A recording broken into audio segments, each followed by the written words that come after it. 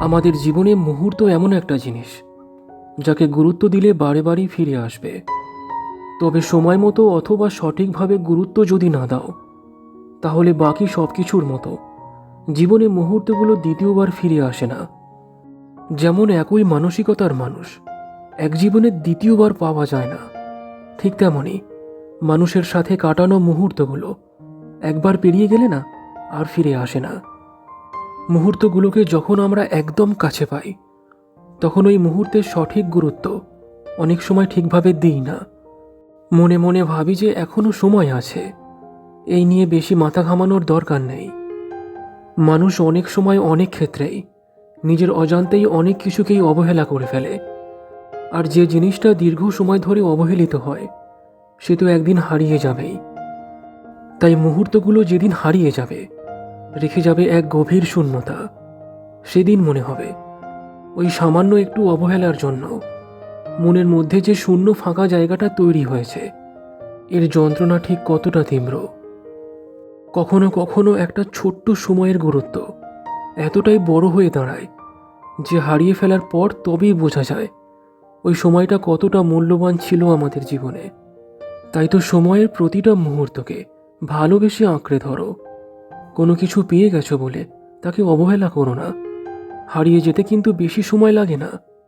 আর হারিয়ে যাওয়া সময় অথবা হারিয়ে যাওয়া মানুষের মুহূর্ত কখনোই ফিরে আসে না। তখন শুধুই থেকে যায় কিছু অপূর্ণ ইচ্ছা, কিছু অসমাপ্ত গল্প, আর এক গভীর শূন্যতার দুঃখ। এই সব কিছুই তখন নিজেকে বয়ে বেড়াতে হয়। তাই জীবন থাকতে জীবনের প্রতিটা মুহূর্তকে তার পর্যাপ্ত গুরুত্ব দাও। সময় নেই, এই কথাটা কখনোই কাউকে বলো না।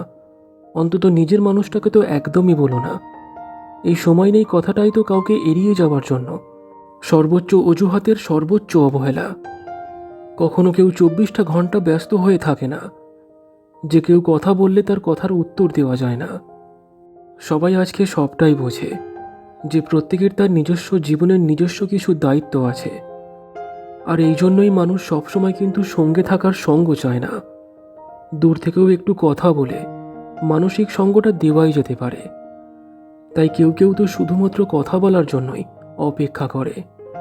কিন্তু দীর্ঘদিন অবহেলার কারণে মানুষের মানসিক মুহূর্তগুলো না ফিকে হয়ে ওঠে। তারপর সে অপেক্ষা করা বন্ধ করে দেয়। মনের সাথে মনের বন্ধন কিংবা মনের সাথে মনের ভালোবাসার সম্পর্কটা ঠিক ততক্ষণ পর্যন্তই অটুট থাকে যতক্ষণ এক পক্ষ অবহেলা করলেও দ্বিতীয় পক্ষ কিন্তু ধৈর্য নিয়ে অপেক্ষা করে। তাই যে মানুষটা অপেক্ষা করছে তার এই অপেক্ষার মুহূর্তের পর্যাপ্ত গুরুত্ব দাও। না হলে না, মুহূর্ত তো যাবেই, আর সেই সাথে মানুষটাও থাকবে না। তাই জন্যই মুহূর্তের গুরুত্ব দেওয়াটা খুবই দরকার। শুধুমাত্র মানুষ আর সম্পর্কের ক্ষেত্রেই নয়, জীবনের প্রতিটা ক্ষেত্রেই, প্রতিটা পদক্ষেপেই সচেতন হয়ে মুহূর্তের গুরুত্ব দেওয়াটা একান্তই প্রয়োজনীয়। যে সময় হারিয়ে গেছে তাকে তো আর ফিরিয়ে আনা যাবে না। তাই আফসোস না করে বর্তমানে যতটুকু সময় তোমার কাছে এখনো আছে, সেই প্রতিটা সময়ের মুহূর্তকে গুরুত্ব দাও।